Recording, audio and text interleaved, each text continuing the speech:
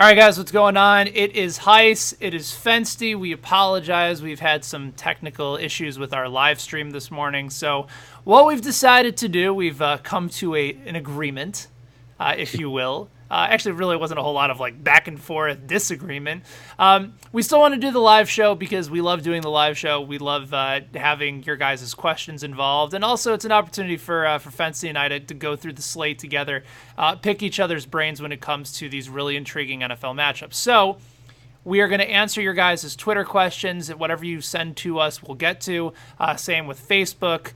Really, wherever you guys have been watching the show and interacting with us, we're going to try and help you out, even though we can't see them live. So, Fensty, first of all, good morning. How are you? Good morning, Ben. I'm good, and nothing's going to stop us from getting to that end zone. I don't care how good the defensive line of technology is. Nothing will stop us from helping you win in Week 9. It's a crucial week, and we're here to help you dominate. This is a really big week, and I think before we get to the injuries, we were talking about this a little bit earlier. The theme of this week kind of feels chalk. This feels like a chalk lineup could possibly win you a lot of money at fantasy sports markets, which, by the way, I should mention, promo code NFL18. If you guys haven't played at fantasy sports markets before, we are a non-salary daily fantasy sports site, which means you can make your lineup consisting of really whoever you want as long as they fit the perfect descriptions for their positions. So if you want to stack up on Kansas City, Carolina's going up against Tampa Bay today. If you want to do a full-on game onslaught stack of the Rams and the Saints, you can do that at Fantasy Sports Markets. And remember that promo code NFL18, that gets you $5 on us. I kind of think when we're looking at a lot of the matchups, the clear guys just sort of stand out, especially at the quarterback spot. I think this is probably one of the best matchups we've seen for Cam. And Cam's been good every week this year. He's normally more of that tournament type of play when you're playing DFS Fensty, but he's had, I think, 18 points in every single game this year. He's only thrown for 300 yards just once. I mean, it's hard not to love Cam Newton this week. You're 100% right, and if those that are still against Cam Newton, I've got plenty of shares of the Panthers offense scattered throughout my lineups, Ben. I've got lineups because, remember, with it being bye weeks and injuries still occurring naturally, I've got guys like Devin Funchess in lineups. I've got DJ Moore in a few lineups. Greg Olsen, I think, in a very good spot today. So if you really don't believe in Cam or you think it's too chalky, at least grab yourself a share of that Panthers offense. Yeah, and the other component to that game too is that you want to make sure that if you think Carolina's going to put up a bunch of points, man, that Tampa's going to throw the ball. Ryan Fitzpatrick was one of the best fantasy quarterbacks, and I think Tampa Bay pulled him a little bit too early. It was a tough matchup on the road against Chicago. Trubisky was already lighting them up. It didn't do a whole lot of good, the fact that he threw out five touchdown passes in the first half to go ahead and throw Jameis Winston out into the fire. It almost felt like they felt compelled, like they had to see what Jameis Winston was going to provide them, but the reality was, the first 3 weeks of the season, Fitzpatrick was throwing for over 400 yards. He was spreading the ball around. Mike Evans was getting more involved than he was with Jameis Winston. O.J. Howard got off to a great start. And then you have Godwin and Deshaun Jackson. There's a lot of weapons on Tampa Bay, too. And I'm wondering who you might be considering running it back with if you're going to have shares of Carolina. I mean, I'm looking at the tight end options to start off with. When I feel safe, I could tell you Mike Evans, but if there are other options, I might be starting Adam Humphries in the lineup. But he's more of a Jameis guy. It's almost like you're picking the kickball teams back in grade school here. Right. It's Captain Winston, Captain Fitzpatrick. Some guys are good with one, other guys are good with the other. So Humphries is more of a Jameis Winston guy. But then you look at some of the other guys like Cameron Brate. If you're really desperate and you need a tight end, that's someone, even with O.J. Howard there, that's someone who still can come through. And again, with a Vegas total of 55. One thing you said, Ben, and a lot of people are going to be like, well, Ryan Fitzpatrick, he'll throw you 5 picks. It doesn't matter. The key word, throw. A lot of opportunity there in that Tampa offense. Right, and again, if you're playing on sites like Fantasy Sports Markets and some of the other DFS providers, the interceptions really don't matter. A lot of times it's season long, where the interception numbers could be -2, sometimes even -3. But you're looking for volume, and you're looking for pass yardage, and you're going to get that from Fitzpatrick today. But you mentioned the tight end spot. O.J. Howard is one of the best yard after catch tight ends in the NFL. And I think especially if you're going to have to be playing from behind, that's a guy that you want to rely on today. I mean, can we safely call this guy a top 5 tight end this week? I mean, I think we can, yeah. Based off the matchup, you're looking at, but not only him, but both Greg Olsen and O.J. Howard have top 5 potential this week. So I'm definitely, like I said before, I'm definitely firing up one of those 2 tight ends in most of my lineups. Probably 75% of my DFS and seasonal lineups will have one of those 2 in there with a Cameron Brate share as well. All right, so Fency, I've gotten a couple of questions in the early part of today, so we'll get to those in just a second. But before we do, we have injury news. I know that you have a few notes on these lined up, so go ahead. All right, the first injury we'll talk about, Melvin Gordon. We've been all waiting and no flight to London this time. So it's looking like despite the fact that the hamstring may not be 100%, he is good to go according to Adam Schefter. So he is good to go, so start him everywhere. I know he's had that questionable tag, and we've had to watch it. This time, though, safe start for him. Okay, very good on Melvin Gordon. And then was there any other bits of news and information coming out today? Yes, another report from Adam Schefter. Stephon Diggs not expected to play this week. So, again, not expected to play. He's not confirmed out yet. But right now, if you have him, you're looking at your bench. You're looking on the waiver wire, especially with it being a big bye week. So it's not looking like with his ribs injury that he's got in the abdomen there, it's not looking like he's going to go today, according to Shefty. Yeah, that's big. There's also some news coming out that John Harbaugh might be in a little bit of trouble. And I kind of looked at Steelers in Baltimore today, Fensty, as, you know, the Steelers are kind of having everything go right for them right now. And meanwhile, for Baltimore, I know that Big Ben hasn't played well there, and the Steelers have had their troubles against Baltimore in the past, especially losing at home earlier this year. But maybe is this an opportunity for a bit of a rally for Baltimore to get themselves going under John Harbaugh? I mean, he's definitely on the hot seat from what we're seeing with reports. And speaking of that, I actually do think you're absolutely right in that regard, Ben. I'm thinking Michael Crabtree's going to have himself a big old week. Alex Collins, by the way, who's been dealing with a foot injury, expected to play against the Steelers here as well. So just keep that in mind, especially if you're desperate and trying to figure out whether or not to start Buck Allen. Alex Collins should be active for this game. I believe he's going to be active as well. All right, so here's a fun one to start things off. This is from @JToplikar on Twitter. He wants to know, who should I start at a flex in my PPR league this week between Tariq Cohen, who is on the road at Buffalo, or Cooper Kupp, who's returning from injury on the road against New Orleans? Let me just say first that I've been wrong from the very beginning about Tariq Cohen. I was a fan purely based on the last name. You know, I considered him an honorary member of the tribe for a long time. You guys got Bar Mitzvah together. It was a B'nai Mitzvah. That's right. It was right. By the way, I don't know if you've seen the Lefko and Sims podcast where they teach him Jewish and Yiddish slang in a New York deli. It's an incredible video. I have to show that to you if you haven't seen that yet. Right. But it's an intriguing matchup, I think, especially for Kupp. I think going up against New Orleans, they have not guarded the slot position well. And I think especially knowing how much Jared Goff is going to have to throw the ball today. That game opened with a total, Fensty, of 60 points. It's been bet down maybe to about 59. But there's 57.5 right now. Oh, it's been 57.5. All right, so it's come down a little bit. But I do expect that number to maybe climb a little bit more. I think there's going to be some sharps that put some money on here. You have two elite-level offenses that are going to be going back and forth all day. And from the other perspective, Buffalo isn't great against the run, but they have a lot of really good corners. Their linebackers are good. It's a very good defense. The problem is that they have a completely anemic offense, and the Bears could get off to a decent lead here and just run it with. This feels like a Jordan Howard game to me versus Cooper Kupp. I know is going to be constantly involved in the offense, so I'm more likely to go with Cooper Kupp here.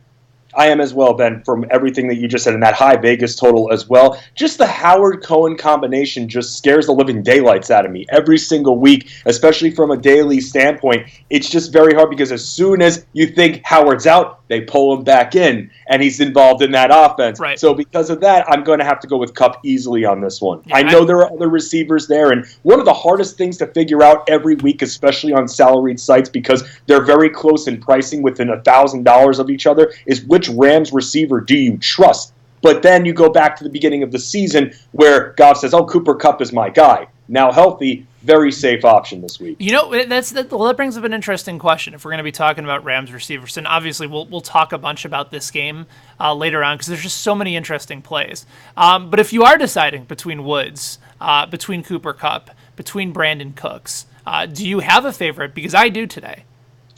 Is salaried sites or non? Let's go. Let me tell you why. Okay. In salaried sites, I'd probably go with the cheapest option just to get a share and save a little bit of money. That's totally reasonable. In which case, I believe that's Cooper Kupp this week. Yes. So, but I like Robert Woods as well. That's my guy too. Exactly. Steady Eddie all season long with him. And for those that got him in seasonal leagues, you got him at great value in around the 7th, 8th round in 12-team leagues. You can't ask for better. And again, a great matchup, high Vegas total. I need exposure to these Rams and Saints receivers as well. Yeah, I'm with you. I think if you're looking for the cheapest alternative, Cooper Kupp with a really good matchup in the slot is probably the way to go. Here's the thing about Robert Woods is that, with Kupp coming back, I think people are likely to be off of Woods because they were moving him into the slot. They were using him fairly effectively, but the numbers the last couple of weeks with Cooper Kupp gone were not his best weeks, and they were still productive weeks. He was still getting about 8-9 targets, catching about 5 balls for 70-75 yards. Like, those are decent numbers, right. But, compared to what he's been doing all season, people are likely to move away from him. They're going to think, okay, Kupp's coming back. I think Robert Woods is a really good flyer, as long as you don't believe that Marshawn Lattimore is going to be shadowing him. And I don't. I think he's going to be on Cooks today. I was just going to say that you took the words right out of my mouth. I'm thinking that Cooks is going to see, because the big play receiver who is Cooks, I think he's going to be seeing a lot of Lattimore for most of that game. What about, all right, so here's another one that actually is in line with this game. This is from Mr. Nooner84. So should I go with Breeze or Goff as my fantasy quarterback this week? They're going against each other, and I think the Saints have the better D, but Goff is on a roll, plus Gurley is my RB1. Which way should I go? Man, very close here. I'm going to go with Drew Brees. Just feel a little bit safer, and I think he's going to be throwing a little bit more than Goff will. So if that's how when I have 2 potential top 5 quarterbacks at my disposal, I go with the guy that I think is going to throw a little bit more. And I think, how do you ignore, from the Rams side of things, Gurley? They're going to feed him a lot. Whereas with Kamara, and who's going to get receptions, and of course Mark Ingram there, but with Kamara, you're still getting more receptions. That still throws for Brees. I'm going Brees, Ben. And by the way, in that matchup, I'm putting Traquan Smith in a few of my lineups today. Love him today. Yeah, I'm a big fan. Like, the Traquan Smith is sort of in that conversation with Courtland Sutton and DJ Moore, sort of which value receiver you go to today. I have that decision, actually, Ben, in a lineup that I'm currently agonizing over. DJ Moore, who I found on waivers, who I just picked up, or do I go with Traquan Smith, who's now been on my bench for the last few weeks and haven't played him once? That's a very intriguing toss-up for me. So my answer to that, and we should get back to Mr. Nooner's question in a second, but I think a lot of people are sort of having this decision, especially in daily this week. Who do I go with? Is it Courtland Sutton? Is it DJ Moore? Is it Traquan Smith? I think Traquan Smith is much more of that dice roll guy. High total, and actually the Rams have been susceptible to the deep ball this year. When I was talking to Elliot Christ on the podcast this week when we were breaking down the matchups, he mentioned that, with Michael Thomas, he's likely to get the matchup against Marcus Peters most of the time when he's not in the slot. And he said the way that you beat Peters this year has been deep. Peters has actually been pretty good at stopping sort of the underneath routes, and that's what Michael Thomas has been doing throughout the course of the season. But Traquan Smith, with that speed on the outside, that is a much more favorable matchup. And so he likes Traquan Smith, and I'm probably more intrigued to play him here as well. I almost wonder with DJ Moore, even though it's such a good matchup, if people are going to be chasing a little bit of the points from last week. I think he's startable. I think he's a good cash game play. But I think for tournament higher upside, I think Smith is probably the way to go. I'm with you there, Ben, as well. This is what we've been waiting for. And now in a great matchup for Drew Brees. And going back to the question, I'm still going with Drew Brees here. Okay. So let me ask you this question, because this is going to dictate my decision here, because I think they're both tremendous plays. Tremendous plays. Do you think that the Rams are going to score, not the Rams, but do you think that the Saints are going to score more than 20 in this game? Yes, I do. Okay. So with that being said, in games that the Rams have given up 20 or more points, Jared Goff is averaging 3.5 touchdowns in those games. So he's going to have to throw a ton. And I know that he also said he has Todd Gurley. If you play Goff, man, you're guaranteeing yourself several touchdowns from one position or the other, because Gurley's going to get involved. I think he's had at least 25 FSM fantasy points in every game this week. So even on season-long leagues, that's still decent production, right?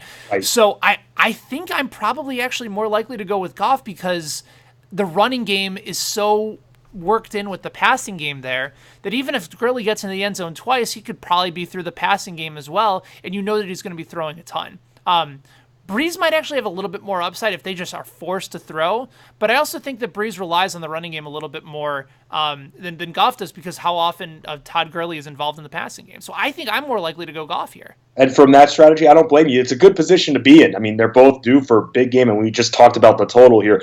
I'm going to go Breeze, so we're going to split the decision here, but a lot of great strategy going into it. And like you said, Ben, it depends how you feel the game script is going to go. Exactly. I'm thinking more because of what I've seen from the Rams offense and how high-powered they are. I'm thinking that Breeze is going to be the one playing from behind and forced to throw more early on in this game. Well, you know what? I think that's an interesting point, too, that if the Rams get off to that early lead, Breeze is going to have to throw. And that way that's nice about the other portion of that is that you don't have to worry about Taysom Hill trying to take throws away from Breeze, which was annoying last week.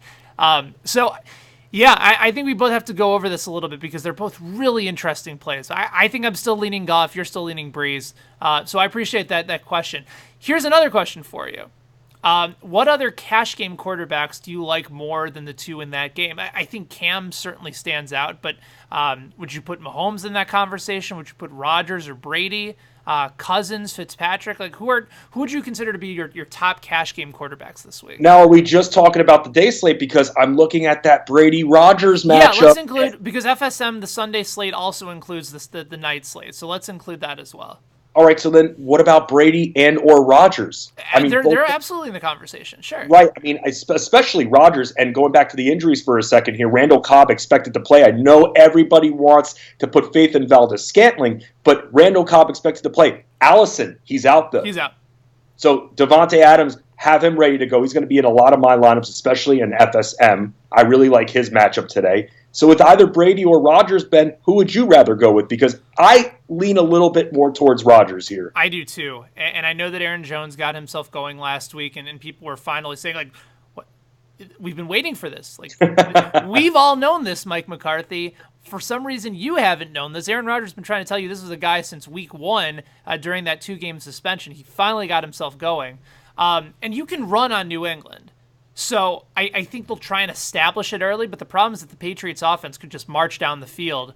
They had a frustrating game against Buffalo last week on Monday night. I expect them to bounce back. Green Bay secondary got worse with the trade of HaHa Clinton-Dix over to Washington.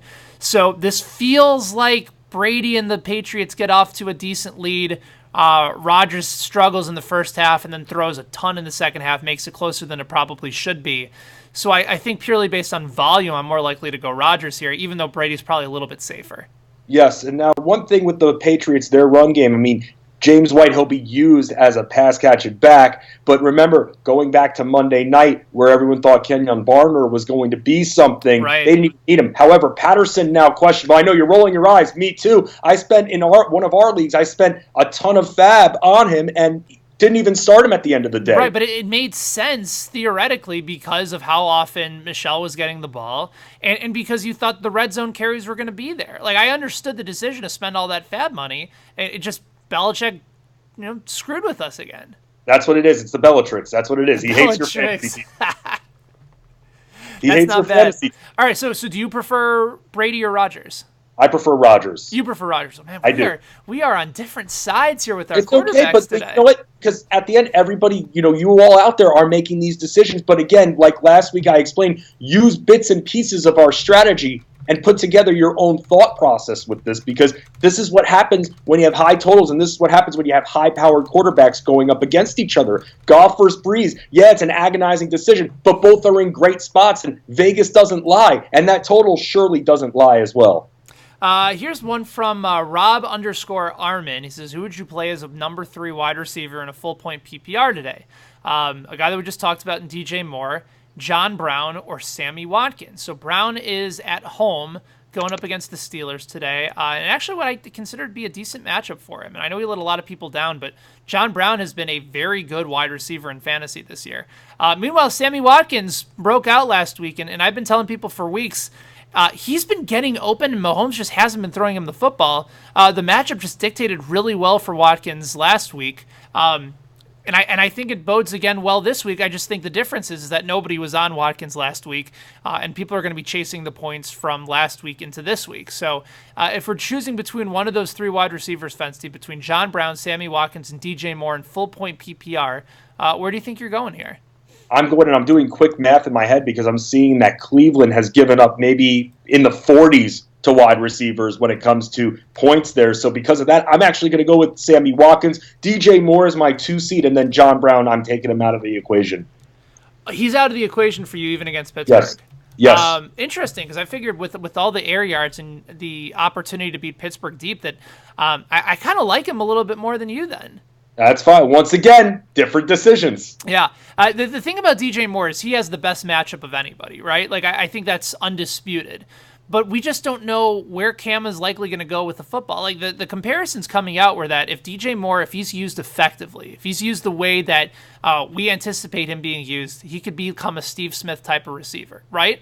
Right. The problem is we've only seen one game like that, where the target share was really high, the catch rate was really good. I don't know if you can rely on that type of production week in and week out when Cam has a lot of mouths to feed and he's running for touchdowns. Tampa Bay is giving up about 6 yards per rush to rushing quarterbacks this year. So even if Moore gets like 5-6 targets, is that going to be enough to compete with Watkins or Brown? I don't know. I don't know either. So then let's do this. The conservative play is John Brown here. The huge high ceiling for this has to be Sammy Watkins then, I feel like. I almost wonder whether or not Watkins, based on his target volume, and whether or not if Tyreek Hill is 100% healthy. And that's the other factor. He's not. He's not 100%. But I don't know if that's going to matter. If he's in, he's in. But still, at the end of the day, I'm thinking Watkins. But if you want, I'm going to go for the high risk in him. But at the end of the day, with the safety option, I mean, it's got to be Smokey John Brown. Yeah, I just think because of what his production has been all season. All right, so let's lean John Brown there as the safety pick with the upside pick as Sammy Watkins. If I can interject for a second, Ben, seeing more news come out about the Patriots offense here, according to Adam Schefter, quote, there's concern regarding Sony Michel and Rob Gronkowski. Of course. For this matchup. Ugh. But how much concern? I mean, when Schefter's reporting it like this, I start to now get concerned. Normally, if it was the Patriots, I'd be like, yeah, they're playing, no doubt. I guess.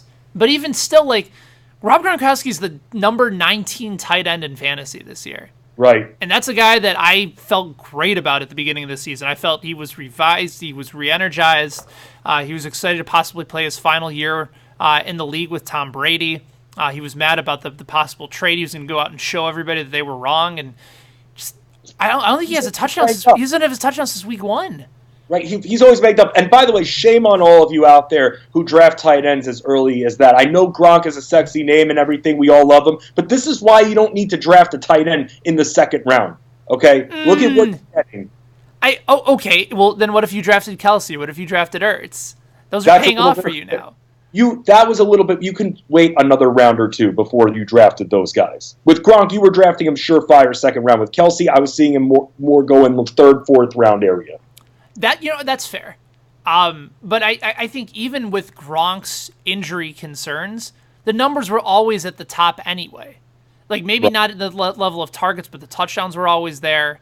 The yards after catch was always monstrous. Like I didn't hate it if you felt like there wasn't really good value at running back or wide receiver on the board. Like I understand your perspective here, but if I was in the end of the second round and I saw Gronk hanging around and I felt that, like if I was deciding between, say, like Jordan Howard and Gronk, I was going to go Gronk. Really? Oh, absolutely. Right. I was. All right. What about Joe Mixon versus Gronk at the beginning of the season? I mean, obviously hindsight would have told me to pick Mixon, but I kind of looked at Mixon and thought Bernard was going to get some of the catches, that they weren't going to use him in this workhorse status that they did. I wasn't really impressed with Mixon coming in, so I would have taken Gronkowski there too. What about Davante Adams versus Rob Gronkowski? I would have taken Davante Adams because I consider Davante to be a not like in the top 4 amongst wide receivers. It was Julio, it was AB, it was Davante, and Hopkins, and probably Hopkins, and then Michael Thomas is like number 5. Right. So I would have taken all of those guys probably ahead of Gronk. Okay. But it's an interesting toss-up. It's an interesting conundrum from earlier this year. Here's one from Jeff in Raytown, who's bummed out about the show having some technical issues. Me too, buddy. I feel your pain. So who do you see play between Allen Robinson and Mike Williams today? So A-Rob is on the road against Chicago. Or not against Chicago, at Buffalo. and I'm blanking out on. The Mike Williams is on the road at Seattle. So Robinson missed last week with injury, and I just don't like the matchup for him against Buffalo this week. We talked about Buffalo's pass defense. I think I'm more likely to go with Mike Williams. Even though Robinson's a good possession receiver, he'll move the chains. He'll probably get more targets than Williams. But I think you can pass the ball on Seattle, and I just like that matchup a little bit more. The thing with Mike Williams is he's not getting targeted as much. It's almost like Tyrell Williams. He's going to the wrong Williams. He keeps going to Tyrell Rivers now. But Mike Williams is still an intriguing option when it comes to who's going to get that touchdown. By the way, Allen Robinson, is it confirmed that he's playing? Because I've been watching this story, and he's pretty banged up. I think he's going to end up going, but I haven't really seen anything regarding his status, and that kind of makes me a little bit nervous, Ben. I'm looking at it right now. Yeah, it's just still questionable. Yeah. So I think you're right, but I think he practiced this week, so I thought he was maybe upgraded to probable, but I guess I'm going to miss that.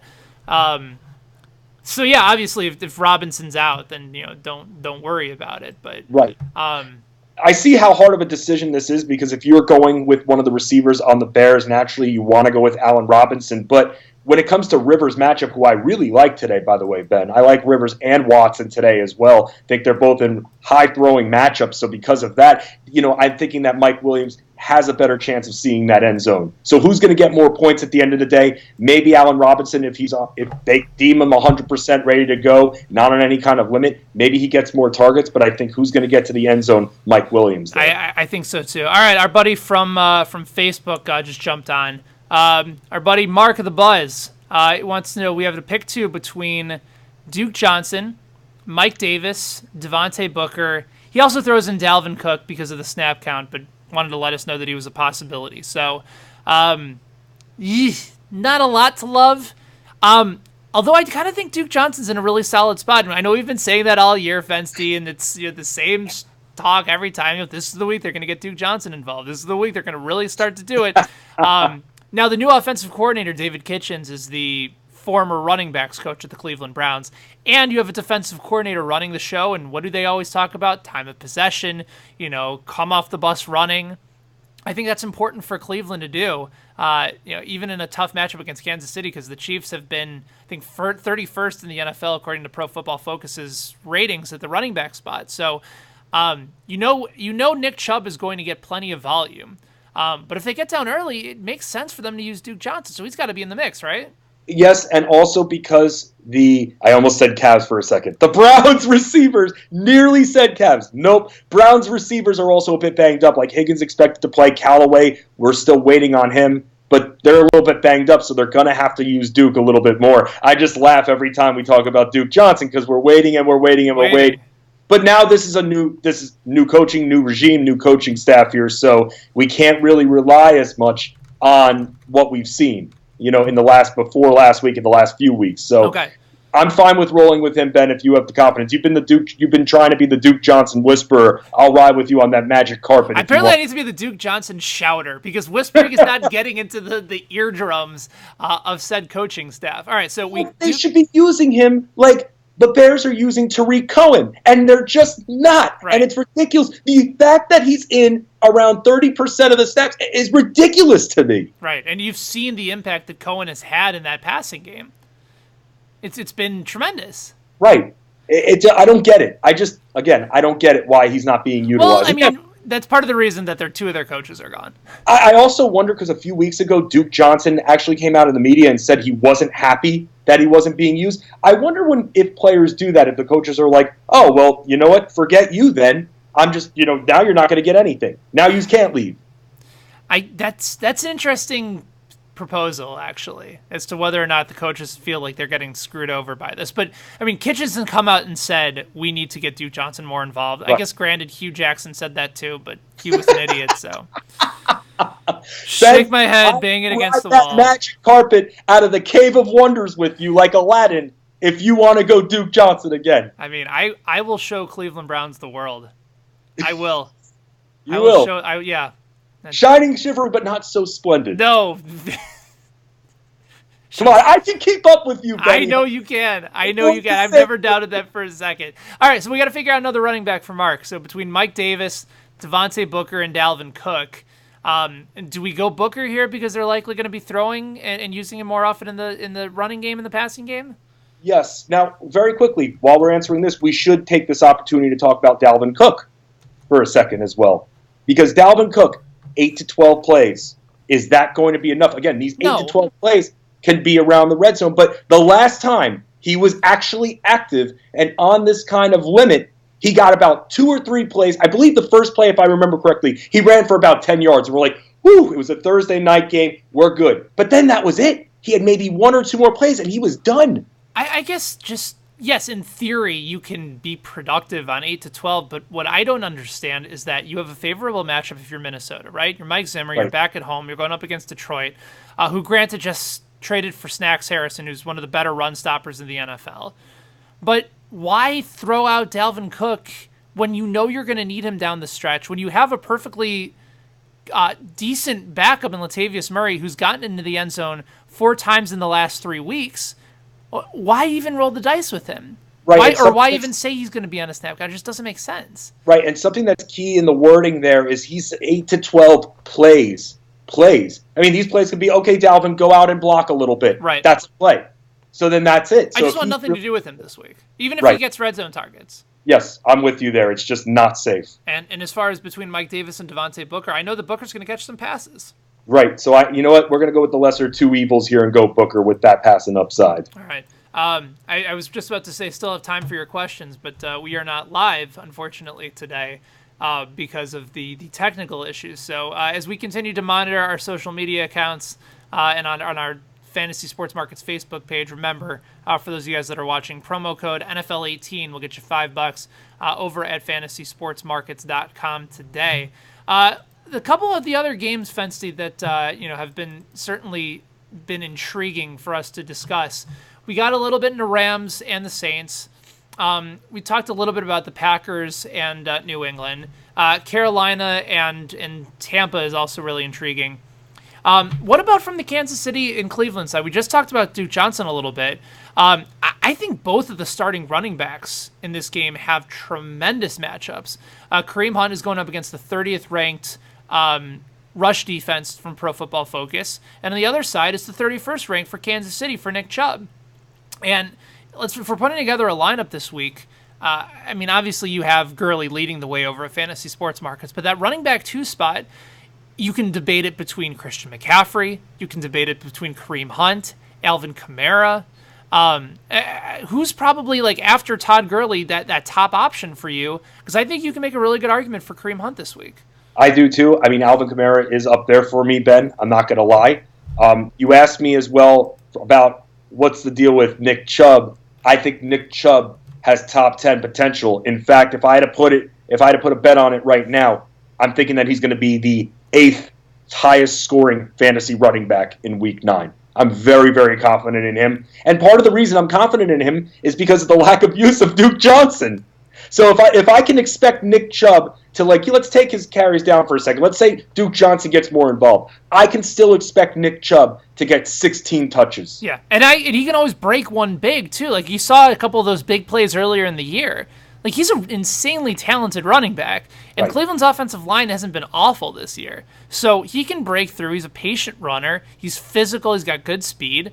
And against Kansas City, where, yes, they can score against anybody. Pat Mahomes has been the quarterback 1 in fantasy this year, but I just feel like when people are making their lineups this week, Chubb's not going to be an option on Fantasy Sports Markets. I guess you can roll the dice with him if you want to have him in a lineup and just stack why up. do that? Why do that with so many? Because if you want to go contrarian and stack up Kansas City, Cleveland, I understand it.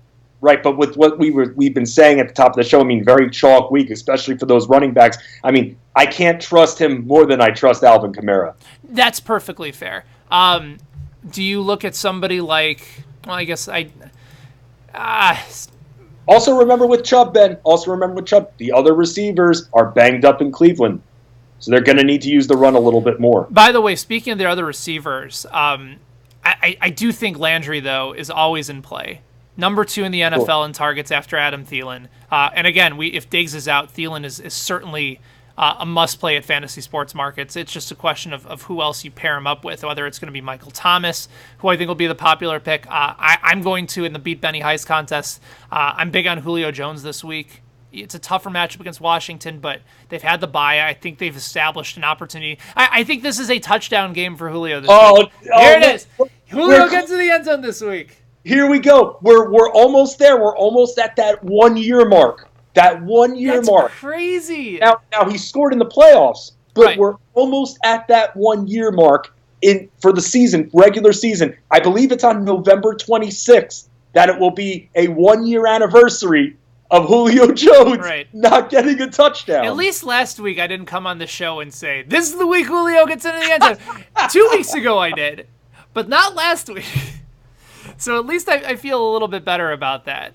Now, the Falcons offense has been very, very good. You know, Matt Ryan has been great, a great value quarterback if you drafted him. But seeing what they did, the Redskins, against the Giants, seeing what they did has scared me a little bit for daily contests when it comes to the Falcons offense overall.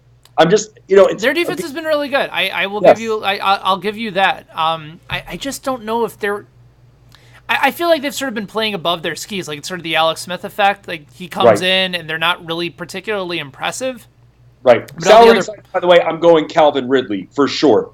For sure. Really? I'll save up a little bit and get a share of that offense and that receiving core because Matt Ryan has been that effective. But with Julio, it's so hard to expect a touchdown because how many times has he had good matchups and we're like, this is the week. I mean, I know we haven't come out and say it. Ben, you're putting all your eggs into that touchdown this week.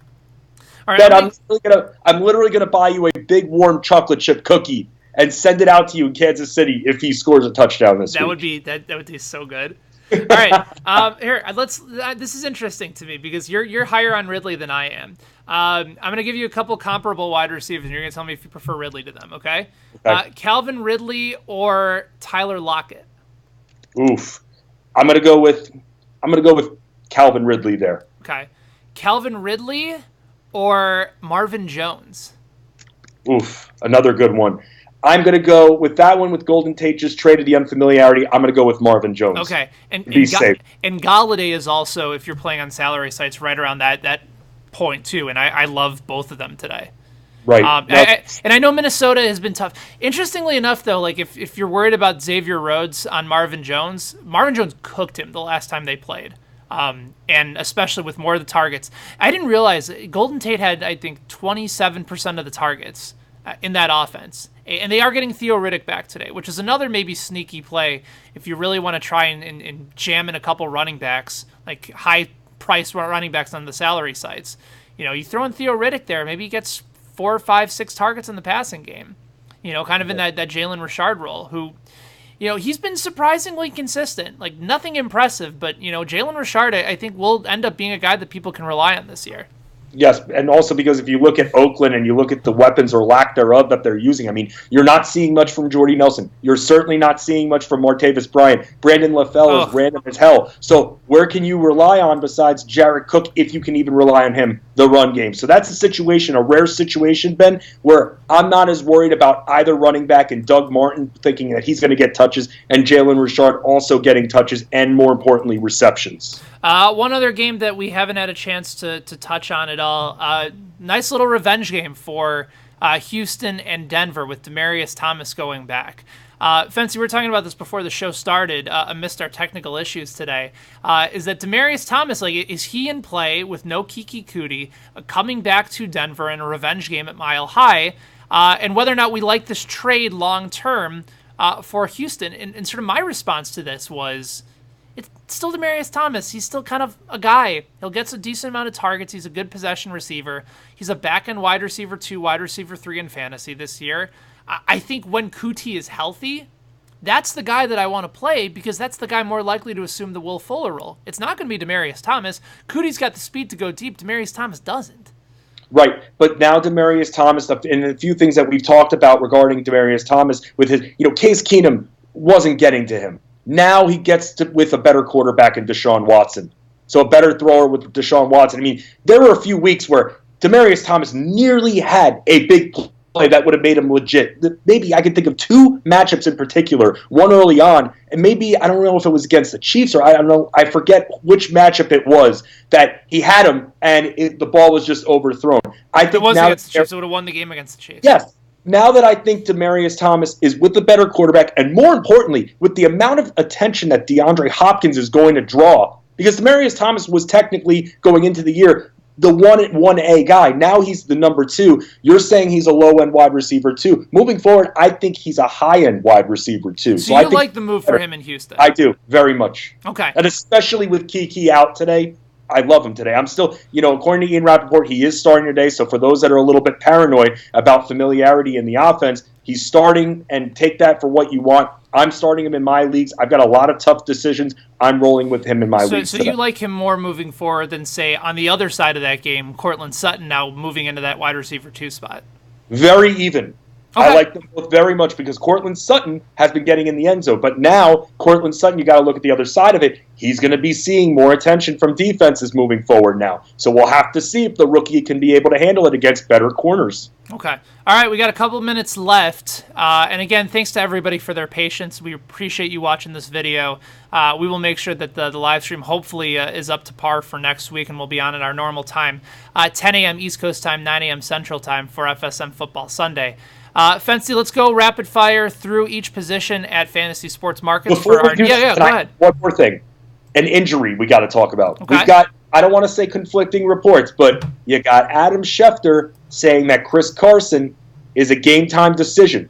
You've got Ian Rappaport saying that he's optimistic that he'll play. So, first of all, Ben, being a journalist as you are and being in this space, who do you trust more when it comes to reporting, and what report would you say you trust? Because if you're a Carson owner, you're pretty confused right now. Yeah, and you're dealing with a West Coast start time, too, in this game. And Carson's gotten great volume lately. I'm not touching him in DFS today. I think there's far better running back options, but in season long, I've usually been more likely to trust Schefter, even though Rappaport is coming from the NFL.com side. He's from the league itself. So in reality, his information should be just as good, if not better. But Schefter hasn't really let me down in a long, long time. So I'm more likely to side with him, and I'm going to try and be cautious. So if I have Carson, I'm probably keeping him in the flex for now. And if I have to pivot to somebody else when 1:30 Central Time rolls around, I will. Keep tabs on that. Yeah, absolutely. Something to keep in mind. All right, let's go through our favorite plays for fantasy sports markets at each position. Let's start at the quarterback spot. Give me your top number 1 guy, Fensty, when it comes to the quarterback spot this week. Man, I really, as much as I want to go Drew Brees, we've been talking about him, I like him even more from the daily side now. But Cam Newton, you can't ignore him at this point. He's against the Bucs. I know. The matchup's so good. That's been coming through every week is that teams have been able to produce against the Bucs. And Cam has also put up consistent numbers this year, and he hasn't been a consistent fantasy quarterback. He's always been that dart throw in GPPs where he ends up having these monstrous games. But if he's been good all year and now he gets Tampa, everything just lines up really well. Cam Newton should be your number 1 lock in cash. But guys that we also like today, Jared Goff, Drew Brees. That's a one that Fency and I disagree on. He likes Brees slightly more than Goff. I like Goff slightly more than Brees. Anybody else that we should be considering? Obviously, Mahomes is always in play, but Cleveland does take the ball away. But turnovers doesn't really mean a whole lot in daily fantasy. So are you going to be on Mahomes today as well? Not as much as I'm going to be on Aaron Rodgers. Okay. Rodgers is in play as well as Tom Brady. If you want to be a little bit risky, you can throw in a Matt Ryan if you think Julio's getting in the end zone. But Washington's defense has been tough on a lot of opposing quarterbacks this year. And also Kirk Cousins, no Stephon Diggs most likely. But the Lions you can throw on. I know Darius Slay is likely scheduled to start, but he's not going up against Thielen. Maybe a bounce-back opportunity for Kirk Cousins and the rest of this Vikings offense. You can get him with very limited ownership. Running back, it's Gurley. He's always in your lineup each and every week. He should be that lock button for you. But then it's a toss-up. You have Christian McCaffrey in a fantastic spot against Tampa Bay. You have Kareem Hunt in a really good matchup against the Cleveland Browns. Alvin Kamara, if you're pairing it back up with the Saints and the Rams. James Conner has 6 touchdowns in his last 3 games in a tougher matchup against Baltimore. And then Melvin Gordon, who's going to be playing against Seattle today. We missing anybody from that conversation, and who do you like most? I mean, we talked about Kareem Hunt after Gurley, who's number one for sure. Kareem Hunt is there for me as well. Okay. I mean, what you said. I mean, we're seeing what we saw last year from Kareem Hunt with the book and production from him. First few weeks, last few weeks, the middle he didn't do so much. He's definitely shaken those doubters this year. Yeah, I think Kareem's in a fantastic spot. I probably will go Kamara slightly over him and McCaffrey slightly over Kamara. So my guys are going to be Gurley and McCaffrey this week. Wide receiver is a little bit more of a toss-up this week. I think Thielen, clear-cut number one guy, especially with no Stephon Diggs against Detroit. But then it's between Michael Thomas, Julio Jones, you have Antonio Brown in a tougher matchup against Baltimore, DeAndre Hopkins, and maybe even Robert Woods. I will say this, though. I'm going to have at least one lineup with Tyreek Hill in it, even with the groin injury, Fensty, because of how often Cleveland blitzes. When you're sending that many guys to try and stop Pat Mahomes, that's going to allow for single coverage. His speed is elite. He can beat anybody down the field, even if it's Darius Randall. And I think Tyreek Hill has a chance, if he goes off, if Mahomes is able to take advantage of those matchups, to get at least a couple touchdowns today. I think your strategy is very smart to have a share of him. Yeah, you got to have him somewhere. Yes, but someone else that you haven't mentioned that, I know I've been on the Packers, Davante Adams. Yeah. I mean, with Randall Cobb, he's going to be in. I know Allison's out, and I know that you saw a little bit more from Aaron Jones, so they do have a few more threats there, but I'm thinking that Green Bay is going to be playing from behind early, and they're going to need to throw to their guy. So I'm thinking Davante Adams is a top 3 receiver, at least for me, in non-salary contests. Meanwhile, tight end spot are you basically just locking in Travis Kelce at this point? Are you even willing to roll the dice with Gronkowski, assuming he plays? I mean, it's just annoying. I mean, when looking at, it's got to be Travis Kelce. I mean, I know Gronk has the talent, but if there's that much concern, then I don't know if I can, in this matchup, roll with him. Right. Else. Oh, go ahead. I was just going to say, there's really, the problem is, Ben, this week, the tight ends don't have great matchups. Njoku does, and he's going to bounce back after giving owners a 0 last week, I think. Okay, now what about, if there's someone else that I can guess, what about a guy like, and I hate to say it, but what about a Jordan Reed versus Atlanta? I don't hate it. You can exploit Atlanta in the middle of the field, and I actually think Reed could get into the end zone this week. Right, now with O.J. Howard as well, because that matchup too. Yep, I do want a lot of shares in that Tampa Bay-Carolina matchup. Okay, yeah, and Howard is a great place to go there. Fensty, appreciate it as always, buddy. Thank you so much for jumping on. You'll be back with us next week. Where can people find your work? Where can they listen to you? As always, at Fensty Sports on Twitter. You can hear me on SiriusXM Fantasy Sports Radio every single Saturday from 6 to 8 a.m. Eastern, helping you with not only fantasy football, but fantasy basketball. And then going on the basketball content because the season's just ramping up here. So get ready, get in now before all the football sharps get in there as well. So win those tournaments now. You can also catch me at fantasyalarm.com, helping you with not only the seasonal side, but daily videos as well. It's the best show you can find. It's also the great fantasy NBA content available for you at Fantasy Alarm. Always love Fensty coming on this show. He does a great job. And again, remember, promo code NFL18, $5 at fantasysportsmarkets.com. We do have some pretty big overlay right now for NFL, but those have been filling up usually towards the latter parts. But if they don't, man, you got a good chance to take home up to $100,000 this weekend in our 2 guaranteed contests alone. So there's plenty of opportunities for you guys to jump on in. He's Fensty. I'm Ben. Thank you guys for watching. Again, hopefully the technical issues will be fixed for next week, and we will be back for FSM Football Sunday. Until then, be good, everybody. Good luck, everyone.